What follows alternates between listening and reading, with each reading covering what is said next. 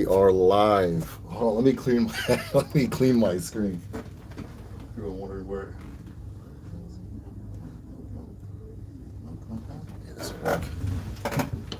Ndewo, Ndewo to everybody. There we go. Looks much better. All right. Ndewo no. Ndewo. Welcome, welcome, welcome. We are live. I'm going to go ahead and begin the discussion when we get to, let's get 10 people in here and I'll go ahead and get started. For those of you who are new, we don't get started till everybody gets in. So get in. Hurry up and get in, get in, get in. Get in, get in, get in. Today I'm going to be talking about a major misconception. And hey, Snapple and Cat's always the first one. First to action.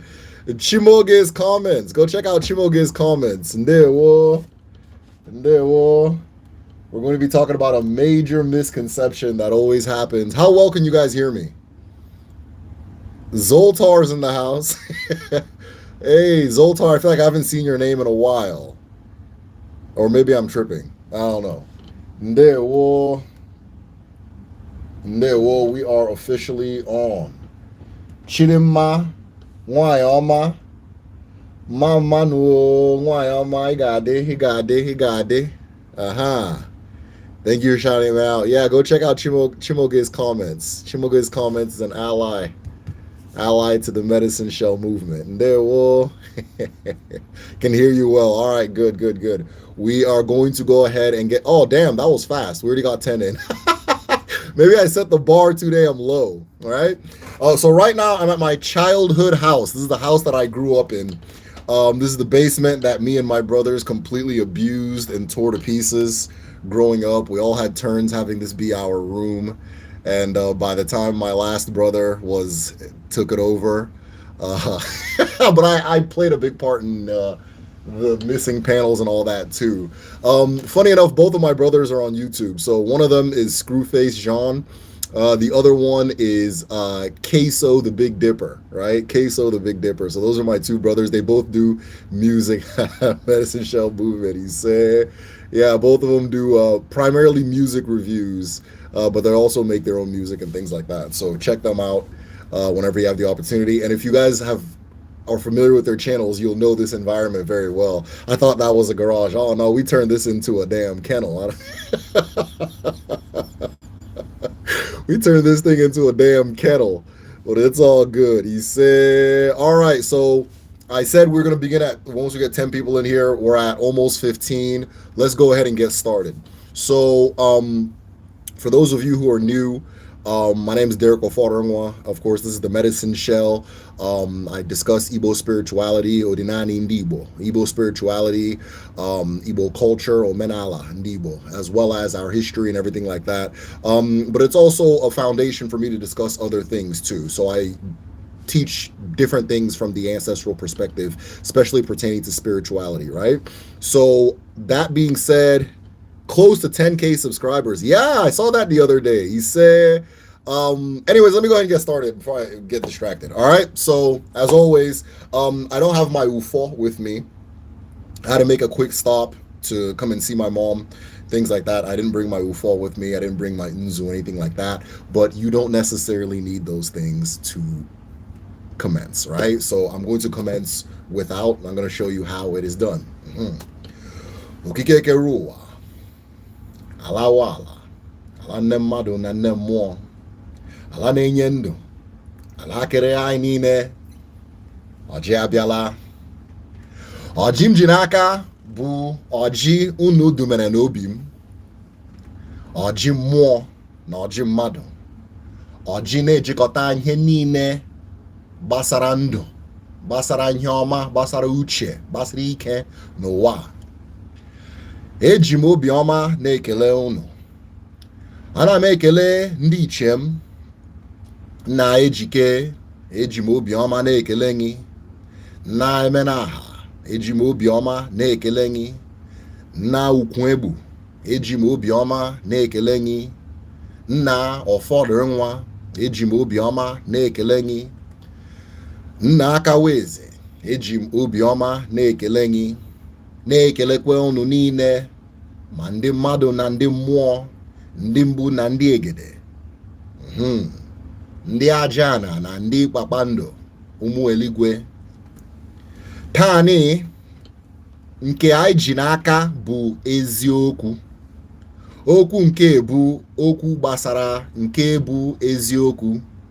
Mana ndị iche si na onye ọbụla ebe ọbụla ịfụrụ eziokwu ị ga-afụ ndụ. Eziokwu bụ ndụ. Ha bụ otu. Ọ nnọọ ka ọ ga-adị n'eke na orie na afọ na nkwọ ise. All right, let's go ahead and start. So typically I'll offer Aji, right? But the heart, the human heart, I hope I'm hitting the right side of my chest. The heart is an Aji as well. So I said that I present a good heart, Ubioma. Right? I present an undesecrated heart. The thing I am coming to do is in the name of truth. The thing I am coming to do is in alignment with what my ancestors stand for. It is in alignment with the earth, who I greeted with many names. It is in alignment with the creator, who I greeted with many names, and so forth. So I'm going to get straight to the point. The thing I wanted to discuss today is this perception or this idea about polytheism, and I'll even tell you why I don't necessarily agree with that title or that name, right? This perception about polytheism that says, and you hear it often, that polytheists reach God by way of other gods or lesser gods or deities, right? Or in African spirituality, in Odinani, you reach God through your ancestors, right?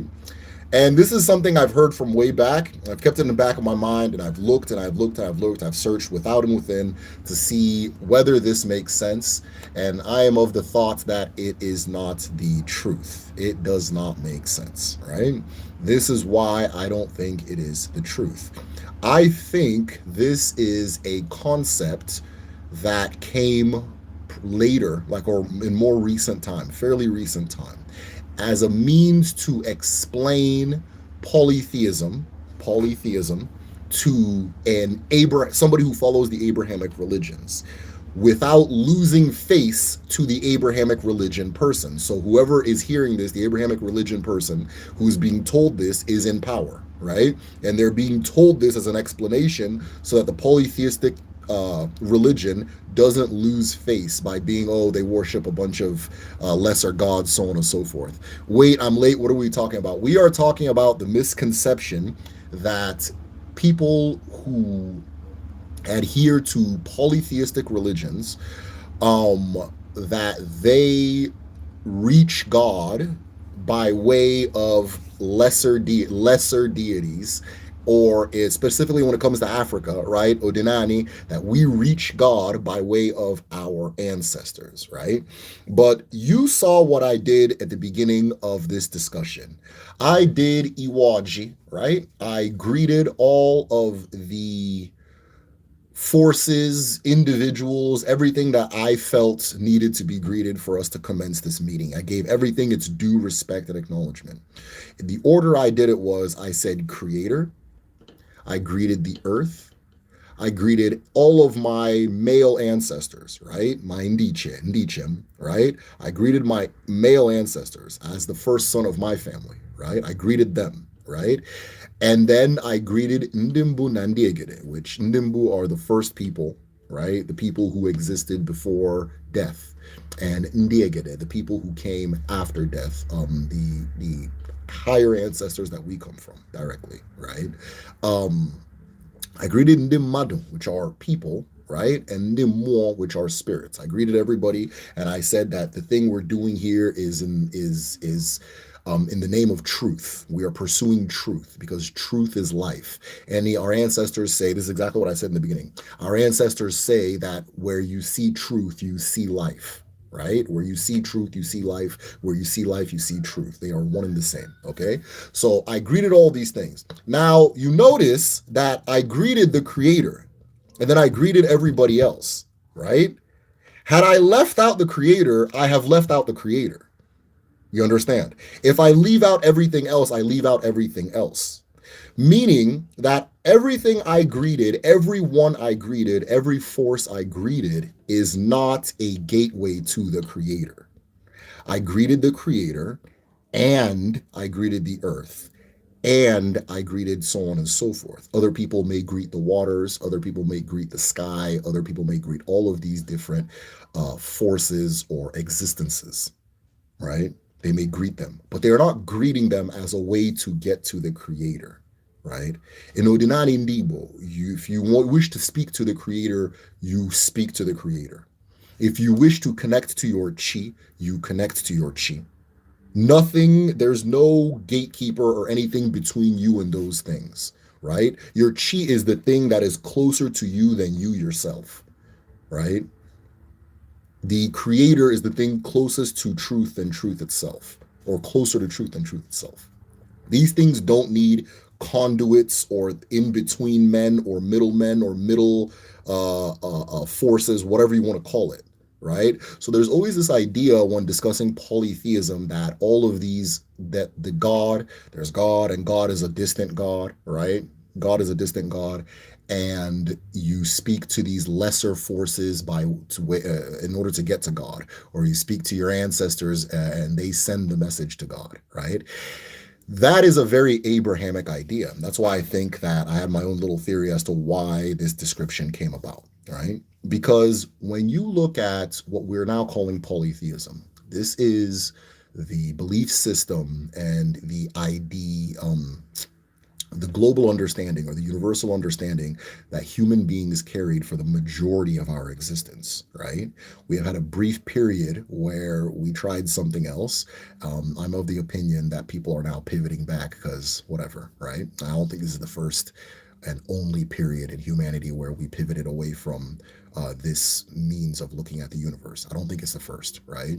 But we're gradually shifting back because we know what we just did, right? But the Abrahamic religions, right? The Abrahamic religions are very they have this idea that the only thing that matters is the creator, right? That's the only thing that matters is the creator, right? So if somebody gives you a present, you say thank God, right? If you're in a desert and you find water, you say thank God, right? A polytheistic person, I don't like that term, a polytheistic person is going to thank the water, right? And going to thank God. And it's not thanking, they are not thanking the water as a way to get to God. They are thanking the direct thing that they saved their life, right? When else do you think it pivoted? We'll talk about that in a minute, Chimoke. Thank you for that. They are thanking the exact thing that saved their life, right? So if I plant food in the ground and the earth gives me food back, before I pluck that food, I'm going to thank the earth for her role in what just happened, right? I'm not thanking the earth because she's standing in the way between me and the creator. I'm going directly to that thing, right? This is in Ordinary Ndibo. You often hear people say that there's a debate, and it's like a small debate, but people will say that our ancestors weren't preoccupied with the idea of chuku, and that's the truth. That is the truth. We're not preoccupied with the idea of chuku. Why? Because you don't, if somebody dies, right? Or something bad's happening in your life, or something, you're receiving some type of unwanted result, you don't turn around and say, um, appeal to God to negate that thing. God killed that person, right? God killed the person. Chuku, if you want to say Chuku, Chuku killed the person. Chuku did the unwanted thing, and it's okay, right? I think the Abrahamic religions are structured very different from other ways of thinking because there's this idea that God is all good. Everything I agree with is godly. Everything I disagree with is not godly. So God is all good. In order for God to be all good, I can't I can't think that God causes bad things to happen, or that the things I don't like in the world are by way of God's will, right? But in Udinani, whether you like it or you don't like it, whether you agree with it or you don't agree with it, whether it is good in your eye or bad in your eye, God did all of it. So what exactly are you talking or trying to bargain with God, right? Chuku is not one to be bargained with, right? Chuku is not one to be bargained with.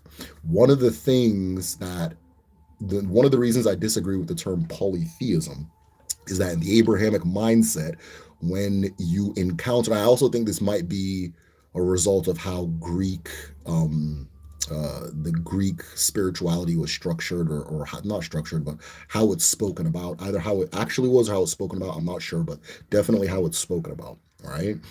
Is this idea that you're in a world of multiple gods, right? You're in a world of multiple gods, and this emphasis on God, God, God, God, God, that big thing, right? That kind of thing. And that's not what's happening in Odinani, right? If you want to say the word for God in the Igbo language is Olisa, right? You're not going to call Anna an Olisa. You're not going, there's no plural, Ndi Olisa, there's no plural Olisa. If you want to say it's Chuku, there's not, these are my Chukus. These are, I believe in these Chukus. There's no plural Chuku, Ndi Chuku. You don't do that, right? It doesn't work linguistically. If you want to say God is Chineke, right? Chinaeke, Chineke, then again, you don't say Agun is a Chineke, right? You're not going to say Agun is a Chineke. You're not going to say Amadioha is a Chineke. You're not going to say Anyanwu is a Chineke, right? So the idea of calling these different concepts gods is already the beginning of this confusion. This idea that, oh, they're all things that you use to get to God and that kind of thing, right? Someone gives you a present, you say thank God instead of thank person. It's insane, right? I remember somebody said that God blessed me with my daughter. I'm like, man, I created her. I made her. What do you mean? God bless me with the dad. Yeah, but if it's something bad, it won't be God, right? It'll be the devil, right? So the Jizza, Wu-Tang, the Jizza, he says, God, I'm not going to curse for sake of whatever is going on with YouTube, but God struck religious people, call it bad luck, right? When God struck religious people, call it bad luck, right? That's one of the lines that stuck with me. But yeah, so in the Igbo language, you don't call these things gods. Agun is Agun. Amadioha is Amadioha, right? So then why do these things matter? Because, okay, why do these things matter then? Because these are things you interact with, right? The way I interact with people, right? The difference between indigenous spirituality and whatever we're doing now, right, is that the indigenous person or the indigenous mind does not believe or does not see personhood as exclusive to humanity, right? There are many persons in existence and in existence, and some of them are human, but not all, right? And if I'm able to extend the person, or not even extend, acknowledge the personhood of the earth, my interactions with the earth are going to be very different. If this earth has personhood, then she deserves respect, then she deserves mutual accord, then she deserves justice between her and I, right? Or her and us, right? She is now entitled to all of the things that we reserve to humans, right? Because, or persons, let me not say humans, persons, because a major part of why history functioned the way it functioned is a lot of history deals with the art of depersonizing or removing the personhood from humans and then doing XYZ, right? That kind of thing. So the indigenous person has a wider understanding of personhood than perhaps a lot of modern people, though not all, right? So our ancestors, for example, with the Ofo, an Ofo is a staff of authority, right? When you have this staff, right? I'm speaking of it specifically in the physical sense now. There's more to it. I have a video on it if you're interested, right? But in the physical sense, an Ofo is a staff of authority. An individual cannot make an offal until the offal itself falls from the tree. The branch falls from the tree. Why? Because the tree has given you that, right? Just like I can't eat the food in somebody's house that they did not use their hand and hand me, or they did not place in a way that we mutually understand as giving, right? I can't watch you eating from your plate and then start reaching and pulling things off of it. So in this same idea, because I'm acknowledging the personhood of the Alpha tree, the tree that gives me the Alpha, I wait till that Alpha gives me a branch, and then a new Alpha has been born. From there, I can go and fashion it as my own, or give it to the person who needs it next, right? Because I'm acknowledging the personhood of that tree. When our ancestors formed medicine, right, there was this idea that you never pull all of the leaves from the tree. You never pull all of the leaves from the tree. You'll always look for indications that the tree is giving you that leaf, usually a certain type of coloration, sometimes when it falls, that kind of thing. But also there's the idea you don't pull everything off, right? Somebody offers you a bowl of candy for Halloween and you just scoop the whole thing and put it in your bag. You're tripping, right? You take a little bit and you acknowledge the fact that others will come before you and so on and so forth. And you're also respecting the person that gave it to you. This is the acknowledgement of personhood. But in the Abrahamic mind, maybe it's the Abrahamic mind, every non-human person gets called a god, right? Which that quadrant of the human family, that group, the Abrahamic group, will now have to decide what they mean, what God means to them, right? What it means to them. In their eyes, everything that is acknowledged for personhood that is not a human has to be a god. And therefore, if it is a god, it must be, all of these little gods must be like, I don't know, pathways or communication routes towards the big main god, because that's the only thing that matters, right? If I'm taking water from a stream and I thank the stream for the water, or I occasionally come and I give the stream something because we have a relationship, we have an accord, we're having a family celebration, I remember the river, I go offer the river something that we're all enjoying as a family because she's a part of my family, right? It doesn't, I'm not saying that the river is a chuku, right? I'm not saying that the river is an Olisa. I'm not saying the river is an Oseblua. I'm not saying that the river is a Chineke. I am acknowledging the river as the river, right? And I'm acknowledging its personhood. And I'm giving it its due respect because I afford it, or not, I don't afford it, I acknowledge its personhood, right? That kind of thing. I don't think most Euro-colonial cultures acknowledge that persons who aren't humans have agency at all, let alone are persons. Yeah. I think a lot of the modern world functions on not only these things not having personhood, but some people not having personhood, right? Some people not having personhood. And it's not purely a creation of Europeans. I think we all played a role in creating the situation that we're in now. But I think that there's something valuable we can learn from our indigenous past, right? From the indigenous look on life, from the holistic or spiritual look on life. And that is the acknowledgement of the personhood of non-human actors, right? Personhood is not exclusive to humanity. And me acknowledging your personhood does not make you a Chineke. I can't even, like, it sounds like anybody who speaks Igbo knows I sound crazy saying that. Right? Oftentimes you'll look online, you're like, okay, I'm interested in Igbo spirituality. You see the Igbo gods. Ofo is a god. Ikenga is a god. Amadioha is a god.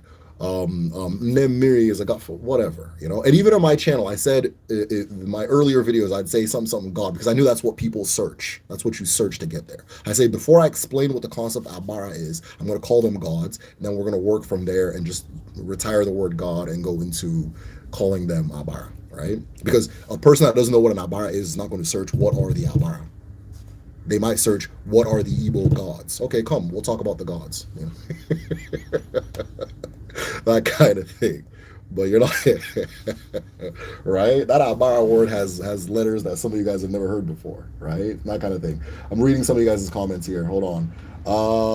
Close to 10K. He said that's interesting. If it wasn't our first pivot away, I wonder what happened. Yeah, you know, we're a very old group, right? We're a very old group. And whatever we're experiencing, I'm very convinced that whatever we're experiencing now is not new. I think there have been waves of one thing or another, so on and so forth. Even like, let's look at it historically, right? If we look at like Egypt had for the majority of its existence, right, acknowledged multiple personhoods. And then, as the story is told, Akhenaten said, no, we're only going to acknowledge Amun. We're only acknowledging Amun. All of the other ones were, this is strictly Amun.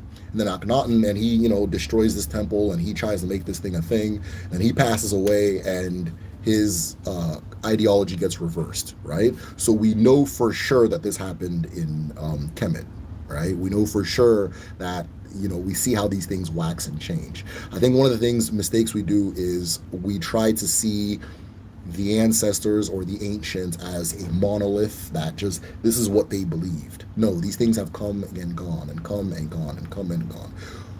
What tends to survive, right? What tends to survive are the things that have truth to them and the things that have utility to them. Things that have truth to them and the things that have utility to them. So that even when they're in a period of being buried, the truth always prevails. It goes into the term udodi. Udodi. The term udodi is a very powerful one in the Igbo language. I'll perhaps discuss it on a different live, but it more or less points to the fact that whatever is truth, whatever is peace, whatever is in balance with the universe, always justice always prevails, right? Justice always prevails, right? Justice always prevails, no matter what's going on. It's either give it time or, usually just give it time. Justice will prevail, that kind of thing. So usually the truth has periods of being buried in different parts of the world, and then it always comes back, right? Because I can lie to everybody about gravity and say that gravity doesn't exist, right? But once somebody falls, my lie there's a big question mark over my lie. Another person falls, another question mark, and then all of a sudden we have no choice but to acknowledge the truth, right? That kind of thing. Let's see here. I said interesting. I'm trying to read y'all comments before I head out. Someone say it gives you friends. Yeah. Wow, thank the water. That's deep. Acknowledging divinity in the actual thing. Exactly. In the actual thing itself. It's not a gate. Your ancestors are not your ancestors because they send messages to Chukwu for you. Your ancestors because they're your ancestors, right? Whatever is going on in your world, good or bad, Chukwu Chukwu did that. Good or bad, Chukwu did that. Chukwu is a design, right? Chukwu is a design. And therefore, if Chukwu as a designer, if you acknowledge him as a designer, or it as a designer, that's fine. If you acknowledge it as a design, that's fine. It's both. But it's already in play. Everything is already in play. The laws, Chukwu's laws are already written out in nature. It's already written out. If you eat something and die, that is Chukwu's design. That is the design of Chukwu. You can't eat something then go argue with Chukwu. Oh, come on, please. I won't do it again. Okay, yeah, you won't do it again. You're dead. I'm sorry. If you guys are new, I think I'm hilarious. So I laugh a lot. Sometime give you President Haggis. There's a book called Must God Remain Greek? Healing Collective. I like that book title. Healing Collective said there's a book called Must God Remain Greek? Afro Cultures and God Talk. I think a lot of, and I don't believe the way we talk about the Greek gods is the way the Greeks understood them. I think we are understanding it from this lens of trying to filter it through multiple Abrahamic filters to make sense out of the whole thing, right? Based on our view. But I don't think that's what's going on, because there's some things I'll study in Odinani, and then I'll look back at something in Greek mythology and I'll go, oh, that's not what there was going on. That's not what they were saying at all. That's not one of the ones that always strikes me. And again, I'm not like a Greek. I'm not an expert on Greek stuff, so I don't really care. But one of the ones that always strikes me is the amount of Greek people, like historical Greek people, who didn't exist. They were fake. They were made up by the people of their time, right? And then you look into Greek mythology, you see all these stories where somebody claims that they did something great, and then the Abara, I won't even say the god, the Abara behind that thing goes, oh, you think you did that? Okay, watch this. I'm about to turn you into a spider. I'm about to make you carry a boulder up of that, just punishment, right? So if you live in a world, right, and you have this acknowledgement, of course you're going to say Socrates said blah, blah, blah, blah, blah. So the punishment happens to Socrates, not you, right? Well, Socrates said blah, blah, blah, blah, blah. Boom, Socrates is punished. All these things, right? He's the Ajofia of your arrogance, of your intellectual arrogance, in the eye of the Abara, right? And then you look at the story of Socrates. He kept talking, talking, talking, talking, talking. Then they killed him, and he kept talking until they killed him, right? So you dump all those things onto that character, right? So there's this theory that he didn't exist. I don't think he existed. I don't think Homer existed. I'm not sure about Pythagoras. All these, but there's a whole bunch of them, right? Now there are some that did exist, right? There are some I believe. I'm not an expert on this again. Aristotle for sure, right? People like that for sure, and the later ones for sure, and then even some of the early ones. But a lot of these things didn't exist, right? The Trojan War did not pan out the way the story tells. The story has nothing to do with history, right? That kind of thing. So, but anyways, I'm on a ramble right now. Yeah, I think chi accurately translates to creator, more accurately translates to creator than God. Yeah. Chi is creator, source, a whole lot of things, but it's very hard to define that concept as God, right? Because a human can be a chi, marubu chi beya, but that doesn't mean the person is their peer's God. Marubu chi beya. That is the Ilu, or that particular Igbo saying says a person is a chi to their peers, right? A person is a chi to their peers. Does not necessarily mean that the person that you just worship your friends all day, that kind of thing. Let me see more. But yeah, Chimoge, you're 100% right. Chi does not mean God at all. There's this person, I think he was on Facebook, who did like a live or something. He did a really good, I can't remember his name, I wish I could. But he really explained how we have to stop equating Chi with the Abrahamic concept of God. God is a very specific character, right? It's a very specific character. Chi is a title. Chi is a title. And that title means something entirely different, right? And that we have this habit of always having to reconcile our thoughts with whatever's going on in Western thought, right? We don't necessarily need that, right? That kind of thing.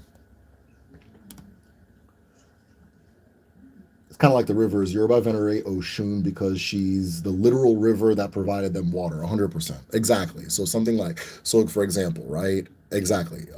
If you go to any community and they start telling you the Abara of their land, right? The Abara of their land, it's always going to be things that you can physically walk to. It's going to be the river. It's going to be this mountain or this hill, that kind of thing. Sometimes a particular though I won't call the animal an Ambara. Sometimes a particular animal has this respect. I have this video called Sacred Animals Explained. It's a two-part video. And in the video, the big gist of the video is that a lot of the sacred animals, there's many reasons an animal will become sacred to a community. But oftentimes, one of the reasons was this animal somehow, some way saved your ancestors' lives. And because this animal saved your ancestors' lives, you give it its due respect. The example, I'm trying to remember which community it was, but I'm not sure. It's not coming to the top of my head right now. There's a particular monkey that was in a particular community. And it's said that this community was saved during the time of the slave trade from slave raiders.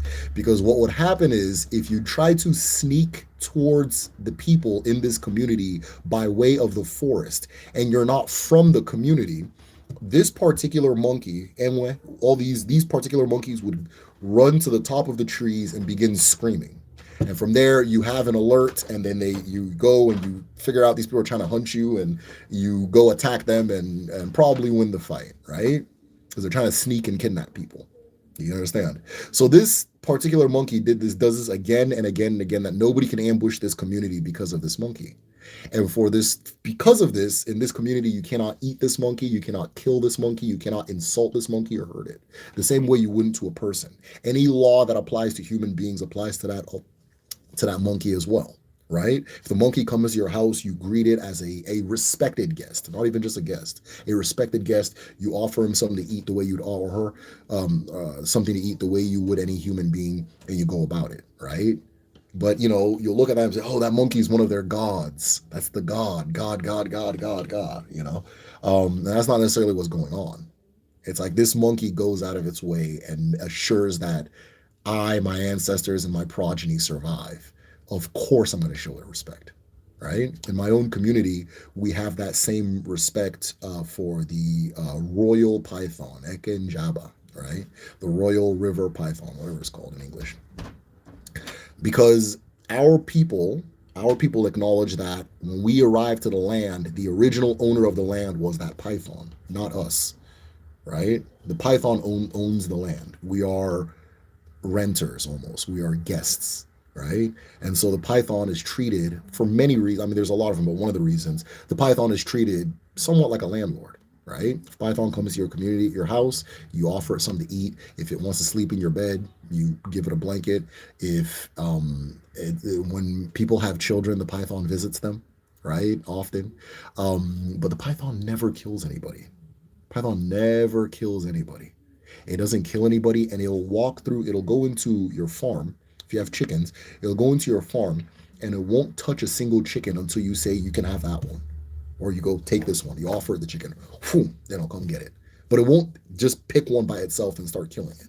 You understand? So we give it its due respect. We acknowledge its personhood. Now, we're not saying that's a human. We just acknowledge its personhood, right? And it's given an exalted personhood because it's not just a person. This is the person that owned the land before we got here. This is the person that does a lot of things for us, right? So we give it that respect. We protect it. If nobody can come into the community and kill this particular python, that kind of thing, right? I told a story in one of my videos, I think the same sacred animal video, where there was this Catholic pastor. He's a very handsome guy, right? And all of it that's important for the story, because I remember I was talking to my dad and I was like, we got to get rid of this guy, and that goes, we can't, he's too handsome. That all the women all the women support him, right? All the women in the community were on this guy's side no matter what happened. And his whole thing was he was going to prove how much he loved Jesus by having, go destroy this sacred tree, right? Go destroy this tree whose personhood we acknowledge. Go destroy this shrine. Go to just all these things. And these people, usually women and like poor men, like poor young men, would do it because he's Jesus is going to give you good stuff. You're going to be rich in the name of Jesus, all that stuff. So they're following him, that kind of thing. And the last straw was he wanted to prove the power of Jesus by bringing out a python and killing it. And he did it. And those same women like the most devout Christians you ever meet in your life, right? The most devout Christians you're ever going to meet in your life, right? If God has a voicemail, 50% of the messages are from these specific women, right? They just said, nah. He chased that man out of the community. It was a wrap. That was the end of it, right? That was the end of it, right? And one of the things I've acknowledged and what I'm aware of is that when women say no, nobody can say yes in anywhere in the world, right? I know your professor is probably telling you otherwise, but there's never been a place or a time in the world where women will say no and somebody else will say yes. It doesn't exist, right? Anybody who wants to debate that, I'm wide open. All right, guys. I think that is it. I'm gonna wrap up. If you guys don't have any questions, I'm gonna scroll to see question marks. Question marks. Can't we just say energies? Yeah, you can say energies. Just say Abara. Just say Abara. Abara. Abara. Person, humanity. I don't know why that's hidden. Show. Okay. Then you have the equivalencies like Orisha / Abara equals angels. Yeah. Like, bitch, what the fuck? Yeah, I don't know. People always just have to reconcile things with what happens in the Middle East. They just have to. We have to do this. We have to do this. I don't know why. Egypt did impact a lot of Greece and Rome, though. Egypt completely impacted Greece and Rome. They're basically offshoots. They're basically offshoots. Maybe that's where metaphysical and quantum mechanics will take us. Yeah, it. I like this comment. Maybe that's where a metaphysical understanding of quantum mechanics will take us, right? There's a lot of people in those fields that are changing their minds about certain things. There's a lot of people in those fields, physics, primarily physics, that are changing their minds about certain things. Mathematicians, so on and so forth. People that tend to work at the edge of human understanding of the universe, right? They push a little further and they go, okay, wait. you know, that kind of thing. Because one of the things that, studying things empirically does is it really just makes you realize how much you don't know, right? And in acknowledging how much you don't know, you refine your understanding of possibility. And once you begin that process and then begin looking at it from that lens, looking at the world from that lens, you begin seeing a lot of things that somebody said a long time ago. Said a long time ago. And that's why I want these concepts, Odinani, to be understood as it is, not in comparison to Christianity, not as a reconciliation of an Abrahamic faith, that kind of thing, right? Oh, these are their gods, and these are their your ancestors are your angels. No, I say it's fine, it's fine. Yeah, there's a whole belief system that has angels. You can just go there and have angels, that kind of thing. Always think about okay. So somebody goes, always think about how, or Snapple and Cats goes, I always think about how in school Europeans would make fun of their ancestors' way of thinking of their gods. Yeah, that was pretty weird, wasn't it? Their gods that would control the weather, that could be mad at them, and look how turning away from that has turned out. Yeah. There is this and I'm not saying this is exactly why our ancestors said don't do it, but this is something that is worth. Somebody said, what happened? I hope I hope you guys can still hear me. Can't hear you. Hello, hello, hello. Can you hear me? Hello. You guys let me know if you can hear me. I can hear. Okay, Chida might may need to turn that volume up. No, it's all good. Good thing she didn't hear that, right? But so there's this belief, or there's acknowledgement where I'm from, that you don't cut down certain trees, and you don't cut down certain forests, you don't build homes in certain forests, that kind of thing. And people, this is the modern age, we're wiser now, and there's a lot of building happening in Igbo land, a lot of building happening in Igbo land, because everybody wants to build a big house, right? And so a lot of these forests are being encroached on, and trees are being cut, and that kind of thing. And guess what we are suffering from now? We have a very severe issue with erosion, right? Where you'll just be sitting there, and then the land will rip wide open, and 2 or 3 houses will fall in and erode, right? And our ancestors said, don't cut these things down, don't do this, don't do that, because the earth will swallow you if you did, right? And here we are, erosion, that kind of thing. So the further you go, the closer you get, and that's why I said earlier, udodi, these truths will be, right? What is, what is true will be. If somebody said something in the past, and you do that thing, haha, they were ignorant, they didn't know, okay, you that's wise, enjoy, right? You that is wise, go, good luck. And then you go test your luck, and then you end up in the situation that you're in, right? There's a lot of ailments and conditions that the world is in right now, the human body, the human mind, so on and so forth. And then you look back and you go, oh, okay, I get it. That's why the Prophet Muhammad said, don't do that. Right? So I never like I love the past. I love everything that the ancestors have to share with us, because it put it allows you to be ahead of what the world is willing to accept, right?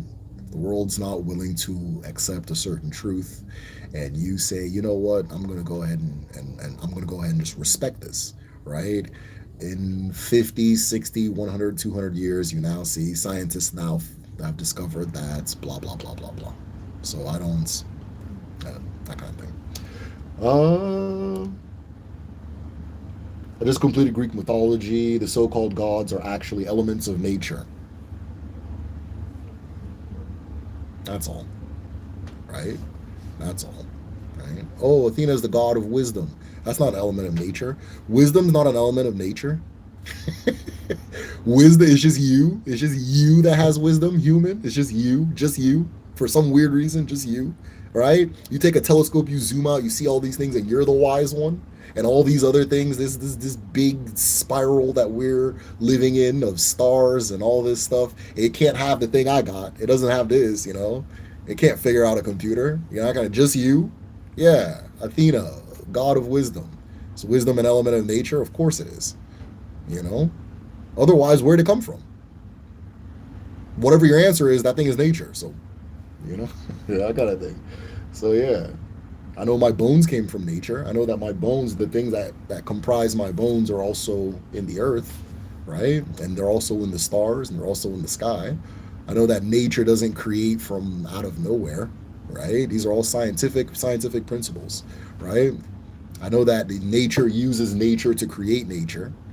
If I know all of these things, if I know all these specific things about nature, why do I now stop at life, wisdom, intelligence, sentience, all these things? That's just me. It's just me. Only I got that. You know? It's just me. That kind of thing. That's the unrealistic thinking. That's the strange thinking to me. That's the strange thinking. To think that I can sit here and have awareness, and I'm the only thing that can have this awareness. And the awareness, yeah, Amadiel has the God of Thunder. Yeah. I'm the only thing. Me and my homies are the only ones that can have this awareness, right? Nothing else has it. Nothing else observes. Nothing else feels except me and my homies and some of the animals I like, you know? But that thing, that apparatus, let's call it an apparatus, that apparatus that allows me to think and feel and be wise and so forth, where did it come from, right? Whatever answer you have, that thing is nature. Whatever answer you have, it is nature. And I know how big this galaxy is. I know how big the universe is, so on and so forth. And it would be ridiculous to think that this thing is not a common ingredient in existence. That is just something that I concocted because I have this sludge, all this sludge inside my skull that makes me have it. All right, even though that sludge is made up of things that are nature. You know, just my own thoughts, though, guys. All right, I'm gonna head out. I don't know. Should I go live on New Year's? I'm thinking about going live on New Year's. I think I'll do that. You guys let me know if you guys want me to go live on New Year's. I can't think of a topic though. We'll probably just talk. Unless something comes to mind. This one kind of was urgent. You know, like, I mean, I'll be here if you do. Isabel, I appreciate that. He said, yes, go live. Shout out to the Prophet Muhammad. I got intel recently that he's one of my spirit guides. Chimoge, knowing you, I can kind of see it. I can kind of see it. That's awesome, though. He said, but yeah, shout out to the Prophet Muhammad. No disrespect. That being said, guys, uno gadi, uno geto, nkobala nutri aka ogadi n'ụwa, ogadi no, neke, norie, nafo, na nkwo.